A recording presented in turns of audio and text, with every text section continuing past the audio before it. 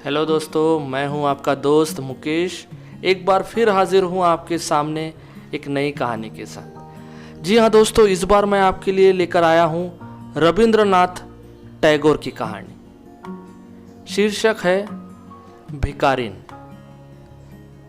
अंधी प्रतिदिन मंदिर के दरवाजे पर जाकर खड़ी होती।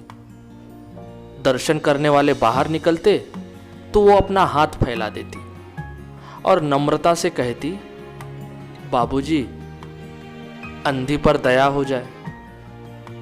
वो जानती थी कि मंदिर में आने वाले सहृदय और श्रद्धालु हुआ करते हैं। उसका यह अनुमान असत्य ना था।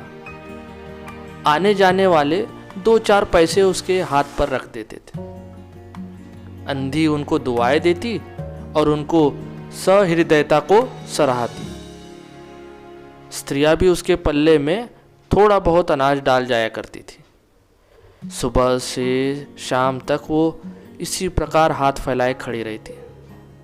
उसके पश्चात मन ही मन भगवान को प्रणाम करती और अपनी लाठी के सहारे झोपड़ी का पथ ग्रहण करती।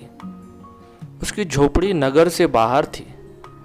रास्ते में भी याचना करती जाती, किंतु राहगीरों में अधिक संख्या श्वेत वस्त्रों वालों की होती, जो पैसे देने की अपेक्षा झिड़कियां दिया करते हैं। तब भी अंधी निराश ना होती और उसकी याचना बराबर जारी रहती।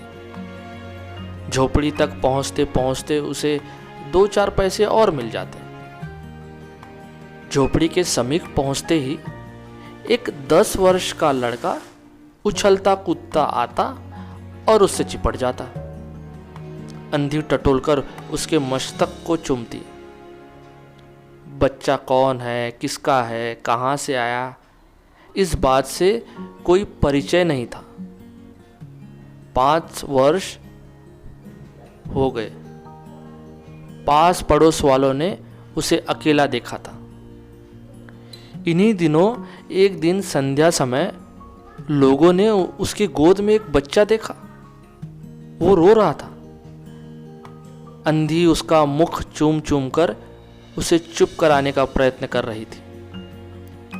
वो कोई असाधारण घटना नहीं थी, अतः किसी ने भी ना पूछा कि बच्चा किसका है। उसी दिन से ये बच्चा अंधी के पास था और प्रसन्न था। उसको वो अपने से अच्छा खिलाती और पहनाती। अंधी ने अपनी झोपड़ी में एक हांडी गाड़ रखी थी। संध्या समय जो कुछ मांग कर लाती उसमें डाल देती और उसे किसी वस्तु से ढांप देती, इसलिए कि दूसरे व्यक्तियों की दृष्टि उन पर ना पड़े। खाने के लिए अन्न काफी मिल जाता था। उससे काम चलाती। पहले बच्चों को पेट भरकर खिलाती, फिर स्वयं खाती। रात को बच्चे को अपने वक्ष से लगाकर वहीं पड़ी रहती। प्रातःकाल होते ही उसको खिला पिलाकर फिर मंदिर के द्वार पर जा खड़ी होती।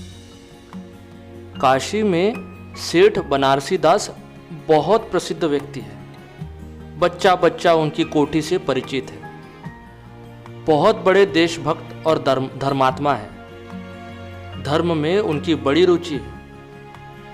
दिन के 12 बजे तक सेठ स्नान ध्यान में संलग्न रहते। कोठी पर हर समय भीड़ लगी रहती। कर्ज के इच्छुक तो आते ही थे, परंतु ऐसे व्यक्तियों का भी तांता बंधा रहता जो अपनी पूंजी सेठ जी के पास धरोहर रूप में रखने आते थे।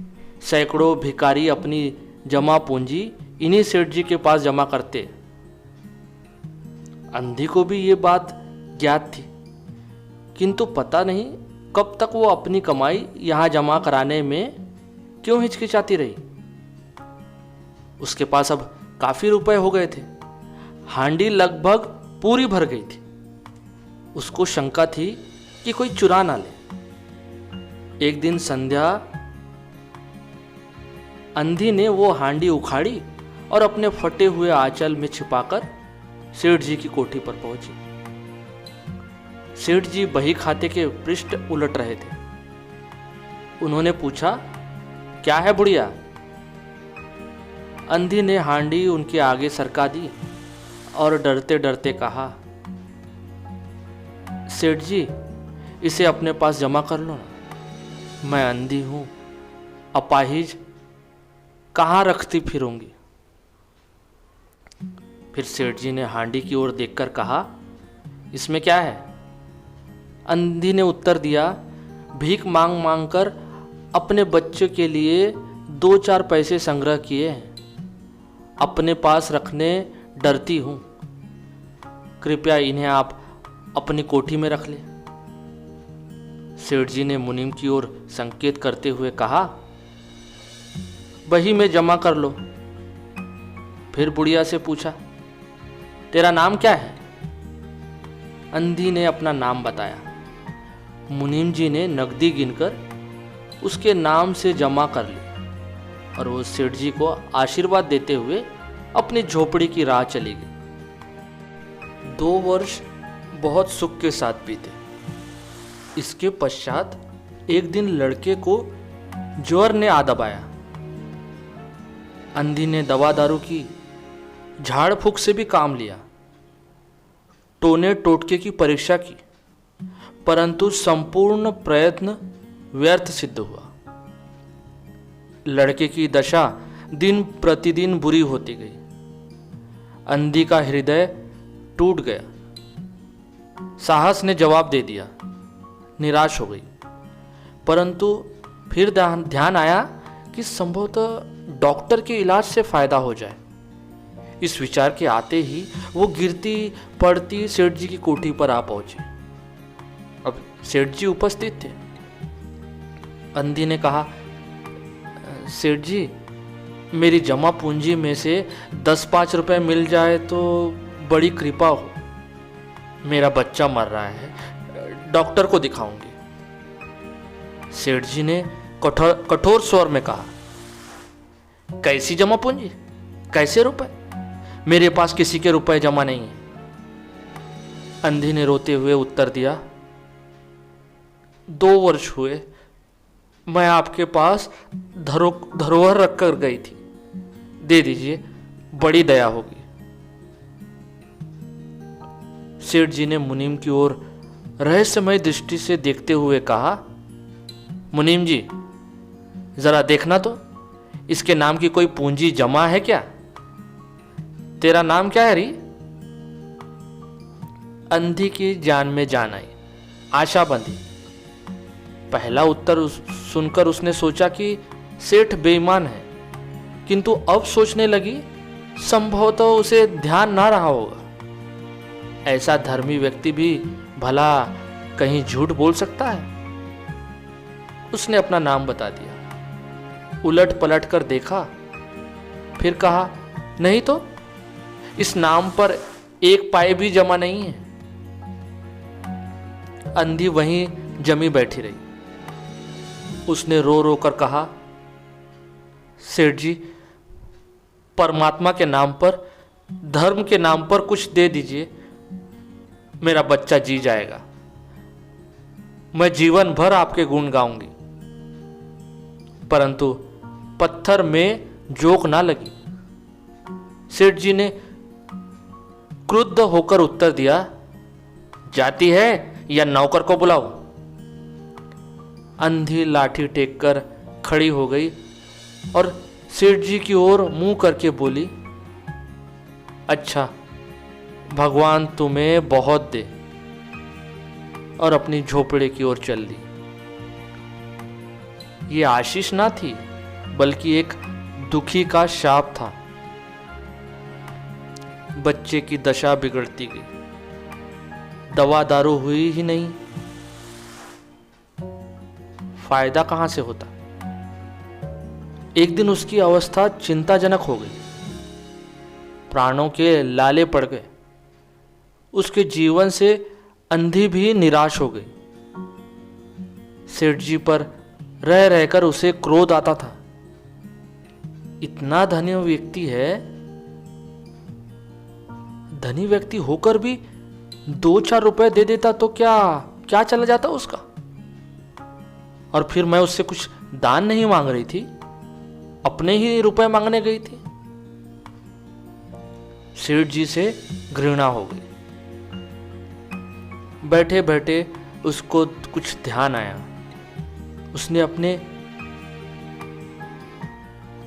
बच्चे को अपनी गोद में उठा लिया और ठोकरे खाती गिरती पड़ती सेठ जी के पास पहुंची और उनके द्वार पर धरना देकर बैठ गई। बच्चे का शरीर ज्वर से भभक रहा था और अंधी का कलेजा भी। एक नौकर किसी काम से बाहर आया। अंधी को बैठा देखकर उसने सेठ जी को सूचना दी। सेठ जी ने आज्ञा दी कि उसे भगा दो। नौकर ने अंधी से चले जाने को कहा, किंतु वो उस स्थान से न हिली। मारने का भय दिखाया, पर वो टस से मस ना हुई। उसने फिर अंदर जाकर कहा कि वो नहीं टलती। सेठ जी स्वयं वहां पधारे। देखते ही पहचान गए। बच्चे को देखकर उन्हें बहुत आश्चर्य हुआ कि उसकी शक्ल सूरत उनके मोहन से बहुत मिलती जुलती है। 7 वर्ष हुए तब मोहन किसी मेले में खो गया था। उसकी बहुत खोज की, पर उसका कोई पता न मिला। उन्हें स्मरण हो गया कि मोहन की जांघ पर एक लाल रंग का चिन्ह था। इस विचार के आते ही उन्होंने अंधी की गोद के बच्चे की जांघ देखी। चिन्ह अवश्य था, परंतु पहले से कुछ बड़ा। उनको विश्वास हो गया कि बच्चा उन्हीं का है, परंतु तुरंत उसको छीनकर अपने कलेजे से चिपटा लिया। शरीर ज्वर से तप रहा था। नौकर को डॉक्टर लाने के लिए भेजा और स्वयं मकान के अंदर चल दिए। अंधी खड़ी हो गई और चिल्लाने लगी, मेरे बच्चे को ना ले जाओ। मेरे रुपए तो हजम कर गए, अब क्या मेरा बच्चा भी मुझसे छीनोगे? सेठ जी बहुत चिंतित हुए और कहा, बच्चा मेरा है, यही एक बच्चा है। 7 वर्ष पूर्व कहीं खो गया था, अब मिला है, सो इसे कहीं नहीं जाने दूंगा और लाख यत्न करके भी इसके प्राण बचाऊंगा। अंधी ने एक जोर का ठहाका लगाया, तुम्हारा बच्चा है, इसलिए लाख यत्न करके भी उसे बचाओगे? मेरा बच्चा होता तो उसे मर जाने देते। क्यों? यह भी कोई न्याय है?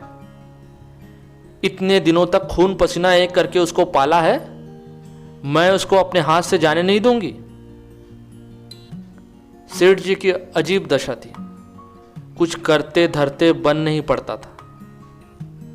कुछ देर वो वही मौन खड़े रहकर फिर मकान के अंदर चले गए।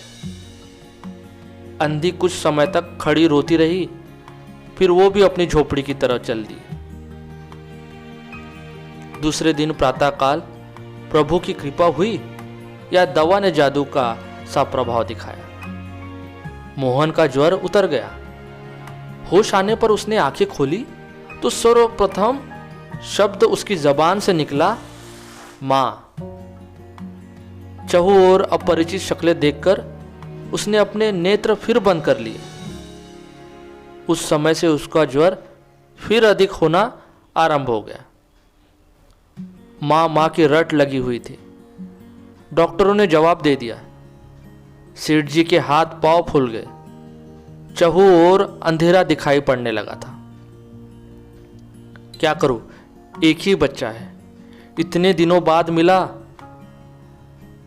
तो मृत्यु उसको अपने चंगुल में दबा रही है, इसे कैसे बचाऊं? सहसा उनको अंधी का ध्यान आया। पत्नी को बाहर भेजा कि देखो कहीं वो अब तक द्वार पर ना बैठी हो, परंतु वो वहां कहां। सेठ जी ने फिटन तैयार कराई और बस्ती से बाहर उसकी झोपड़ी पर पहुंचे। झोपड़ी बिना द्वार के थे। अंदर गए, देखा अंधी एक फटे पुराने टाट पर पड़ी है। और उसके नेत्रों से अश्रुधार बह रही है। सेठ जी ने धीरे से उसको हिलाया। उसका शरीर भी अग्नि की भांति तप रहा था। सेठ जी ने कहा, बुढ़िया, तेरा बच्चा मर रहा है। डॉक्टर निराश हो गए। रह रहकर वो तुझे पुकारता है। अब तू ही उसके प्राण बचा सकती है। चल और मेरे नहीं, अपने बच्चे की जान बचा ले। अंधी ने उत्तर दिया, मरता है तो मरने दे, मैं भी मर रही हूं। हम दोनों स्वर्ग लोक में फिर माँ बेटे की तरह मिल जाएंगे। इस लोक में सुख नहीं है, वहां मेरा बच्चा सुख में रहेगा। मैं वहां उसकी सुचारू रूप से सेवा करूंगी। सेठ जी रो दिए। आज तक उन्होंने किसी के सामने सिर ना झुकाया था, किंतु इस समय अंधी के पांव पर गिर पड़े और रो रो कर कहा, ममता की लाज रख लो। आखिर तुम भी उसकी मां हो। चलो, तुम्हारे जाने से वो बच जाएगा। ममता शब्द ने अंधी को विकल कर दिया। उसने तुरंत कहा, अच्छा चलो।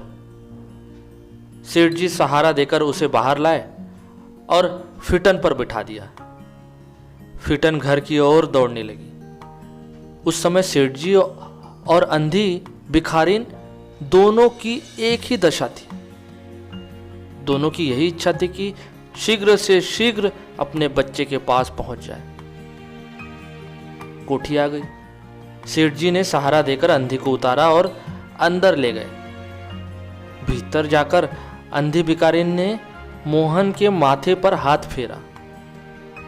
मोहन पहचान गया कि ये उसकी मां का हाथ है। उसने तुरंत नेत्र खोल दिए और उसे अपने समीप खड़े हुए देखकर कहा, मां, तुम आ गई?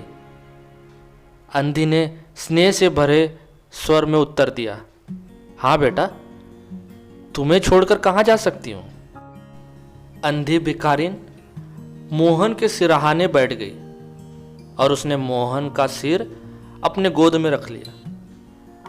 उसको बहुत सुख अनुभव हुआ और वो उसकी गोद में तुरंत सो गया। दूसरे दिन मोहन की दशा अच्छी होने लगी और 10-15 दिन में वो बिल्कुल स्वस्थ हो गया। जो काम हकीमों के जोशानदेह, वैद्यों की पुड़िया और डॉक्टरों के मिक्सचर ने ना कर सके, वो अंधी की स्नेहमयी सेवा ने पूरा कर दिया।